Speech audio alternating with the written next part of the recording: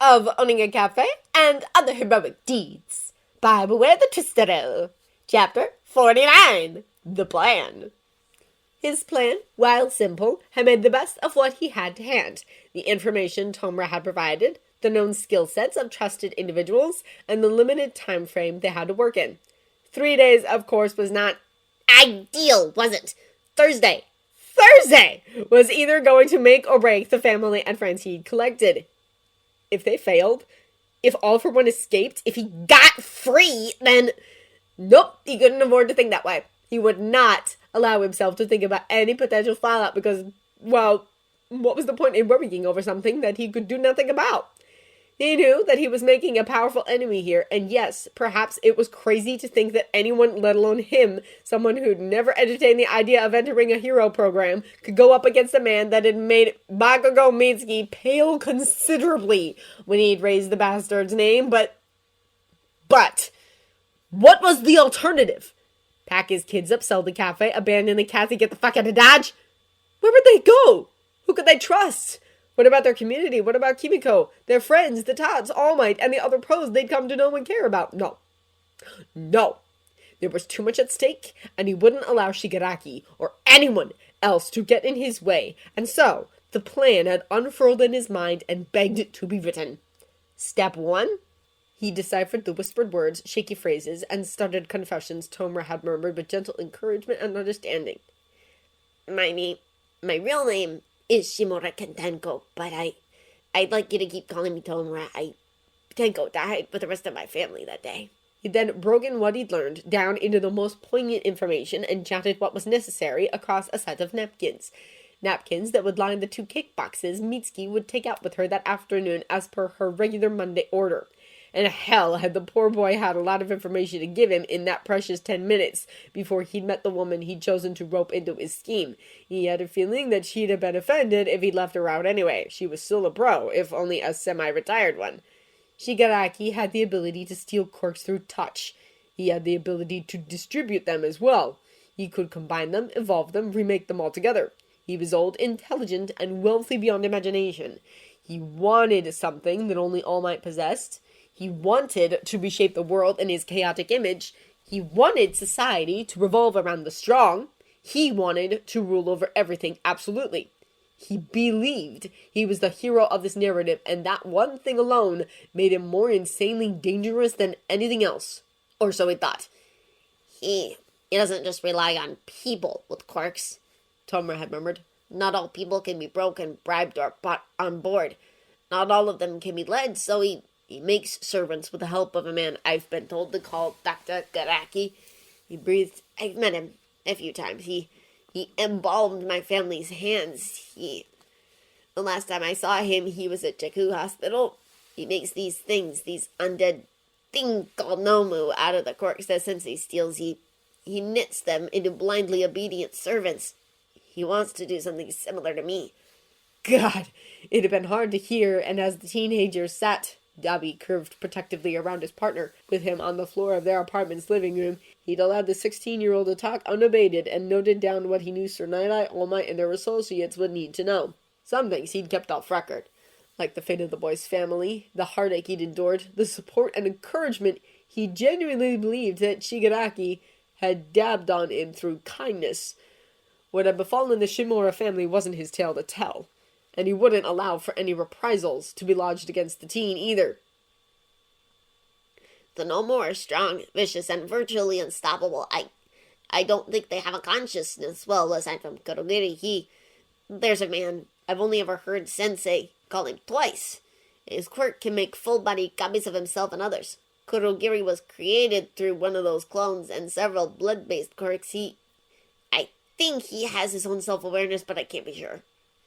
Intel on the enemy, however, was well documented in his neat, tight handwriting, his ballpoint pen gliding over the soft paper easily. He was making side notes as he went, his mind churning through information he'd seen in the Pro Hero books he'd read to Itoshi, and the information fact files Izuku was always happy to share. He uses 3 small airstrips, but I'm pretty sure he'll just send the car to pick me up like he usually does. If we're heading north, then I think he'll be leaving from Ibiris Airfield. He'd written down the other places that his youngest teen knew of, too. He circled them and added a note to Sir Nidai about potentially hiding the people required to subdue their enemy in the storm drains was something they should strongly consider. The rain pattering down outside would hopefully tell them how usable and free of debris they were, too. I don't know how many quirks he's currently got in his system, but he never walks around unguarded. He sees things without seeing, but he can't detect powerful quirks outright, or I'm sure he would have taken your show. Yeah, he didn't want to think about that either. However, as he'd stressed several times across the napkins he was carefully compiling, he knew that his power could be the key to their success. This line of thinking had led to Step 2, the key players. Now, he had taken a few liberties here. He was honest in his commentary. He knew that All Might would have contacts far beyond anyone he could name. However, would he be able to assemble them in time? The people he was suggesting were known pros or students who, to his knowledge, could work in tandem to bag the bastard right now. But, regardless of him only being licensed to use his quirk in the public interest, he knew that that would entitle him legally to help take down Japan's #1 villain because, well, surely seeing him locked up was in the public's best interest, right? Whether the symbol of peace wanted to acknowledge it or not, he could be of significant help. This man has threatened the lives of people I care about, and that includes you, you big-hearted idiot! However, would his power be enough? Hence the next two key players he wanted to bring in. His little brother Naoki was no longer little. He was 17, going on for 18, and in his first year of a hero course at Ketsubutsu Academy. He didn't go by Naoki now, either, although he'd always be Naoki to him. No, his official name was Nishiya Shinji now, and his code name was Kamui Woods. Thinking back to the tearful, mark-skinned, clingy yet determined little boy he'd tried his best to raise, it wasn't hard to imagine him as a tall, powerful, and forward-thinking pro in the making. The skin he'd once cursed, now a versatile tool which could sprout to ensnare, bind, and hold even strength-enhanced individuals. Then there was his mentor, whom he'd met when his youngest brother had entered the academy, a deceptively small, slight woman who he only knew as Full Throttle. From what his care center sibling told him, she had a quirk that made the quirks of everyone she touches 10 times stronger. With her boosting his eraser, he knew that he could disrupt, if not completely disable, many of Shigaraki's stolen abilities. As for the other people he thought should be there, he'd listed them as follows. All Might. His strength, speed, and knowledge of the enemy would be vital. Their goal was to subdue All for One, and with most of those thieved quirks vanishing for as long as he could keep his eyes open, he could give him windows to punch, pummel kick, and smash, couldn't he? Ragdoll. She'd be able to see where the bastard and any of his Nomu were. Sure, they weren't people. He shuddered he'd think on those atrocities later. Per se, but they'd emit a life force, and life forces she could track. Therefore, she'd be able to give them quick, relevant information as to where they were or how they were moving, wouldn't she? Thinking about it logically, between her and Sir Nidai, Sensei and his cronies wouldn't have any places to go where they're going to follow. Good! A selection of long-range quirk users to batter any Nomu and their main target to compensate for him blinking and Kamui Wood's bindings being snapped off and regrown. If they were all long-range fighters, then they could move, not get hit by Shigaraki in close quarters, keeping their ability safe. The last thing they needed was to provide the prick with an arsenal he could exploit, or his minions, and still keep hammering him down. Mitsuki he would like to be considered, and he was certain that Nezu would know of more. However, he'd cautioned against the current number 2. Appropriate toilet humor aside, since Endeavor was known for showboating and would probably burn them all if he deemed it necessary. A surly, narcissistic asshole like him being a pro was one of the main reasons why he didn't want to become one. It didn't stop him from daydreaming about throwing a pail of water over the brink just to get rid of that ridiculous flaming beard he liked to show off. Thoughts for later. The Pro Hero 13. If they could reach him, they could be a match for Kurogiri, couldn't they? He left anyone else to All Might and his team's discretion, which led ultimately to Step 3. The sting operation. Admittedly, he'd reasoned out a few rational ideas. However, he didn't know of the right quirk users to pull it off completely. To his mind, and he told Sir Nidai that he was by no means an expert, he'd go along with any other strategy, of course. This would be relatively simple to orchestrate, but difficult to carry out. They were targeting an ancient evil. Nothing about this was going to be easy, right? Phase 1. Decoy. Thursday morning, 800, a car would pull up to Tomer's current official residence to collect him and drive him to the airstrip. However, on Wednesday night, Tomra would sneak out of the Noroneko with his bag of belongings and make his way home. Tomra, he hoped and prayed, would be played by a pro who could shapeshift whilst the real 16-year-old was safely tucked up in bed and surrounded by his found family and further protection besides. If there was a pro out there who could alter their appearance, they would visit the cafe incognito, eat, drink, and be sneaked into the cat maintenance room, where they'd go up the stairs and wait out the evening in the apartment. Couldn't they? Surely someone the number one pro knew could do such a thing. Phase 2. Entrapment. Similarly, he would have sneaked out of his apartment. The local pros, whom he and his teens trusted, could be brought into the apartment easily to look after them, while Tatoshi would be having a sleepover with the Midoriyas to take his morning run a little later than usual. He could be picked up by someone from Sir Night-Eye's agency and taken to the airfield relatively quickly and easily, couldn't he? Then, once Tomura's car was nearly at the airfield, the trap would be sprung. The decoy, with assistance, could take on the Nomu chauffeur, and they could take on the big man.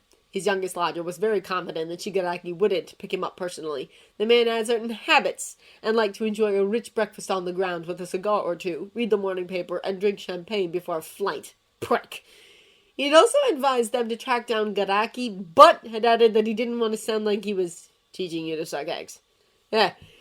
As he reviewed his notes, he wondered mildly if he wasn't being a little silly. He wasn't a tactician. He was a cafe owner, cook, childminder, and self-defense tutor. But he had to do something. He had to write something or he'd burst. He'd be fine with them laughing at him, throwing his ideas out of the window. He told Sir Night-Eye as much. However, he couldn't just sit back and do nothing. He was going to be at that airfield regardless. Then after he'd hugged his teens, he'd put the napkins, carefully covered with sterile plastic coverings so the cake didn't ruin them, into 2 boxes and made his way downstairs. His oldest boys would be following a little later. They had talking of their own to do, didn't they?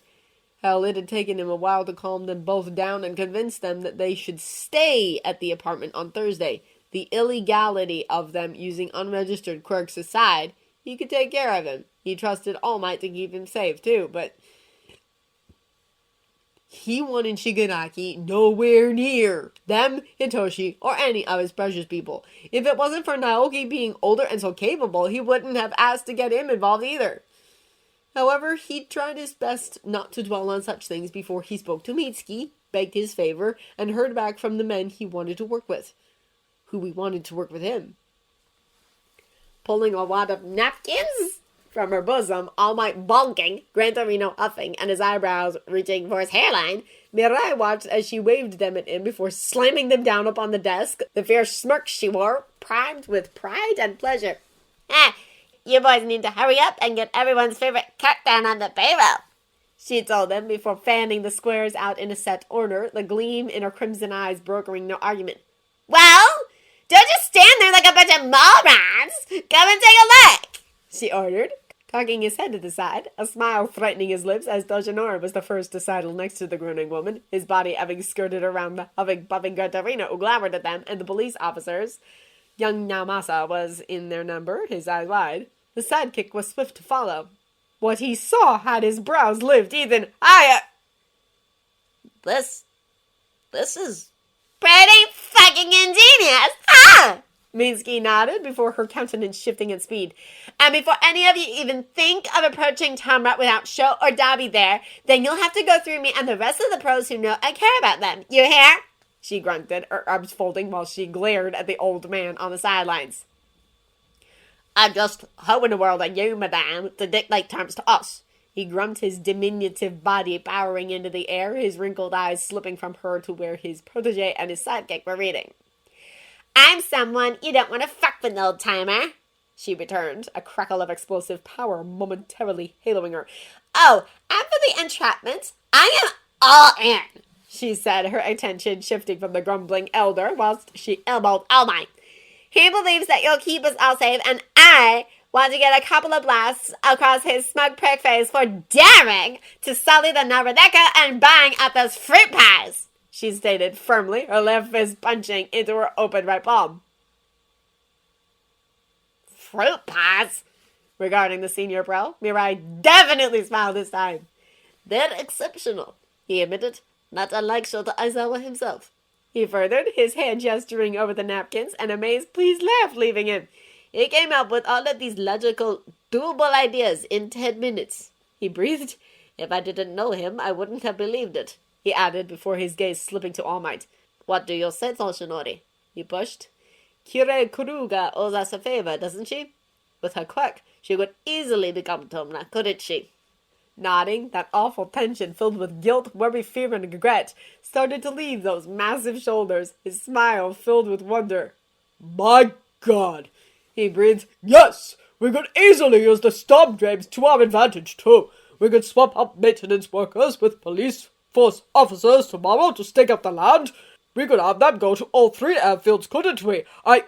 Now just hold on a minute, Gran Torino ordered. You're seriously considering a plan of attack based on a civilian cook not interrogating this Tomer boy? He sneered. Have all of you taken leave of your senses, yep. Have you even read his notes? All Might challenged, all 3 of them scowling at the elder, while some of the officers started to photograph the immaculate writing. Fine, he muttered, his body moving to land on a pulled-out chair so that he could appraise the napkins, his stoic face slowly giving way to awe. See? Minsky Brains, you can't fault that kind of logic, can you? She expounded, her crimson eyes glinting.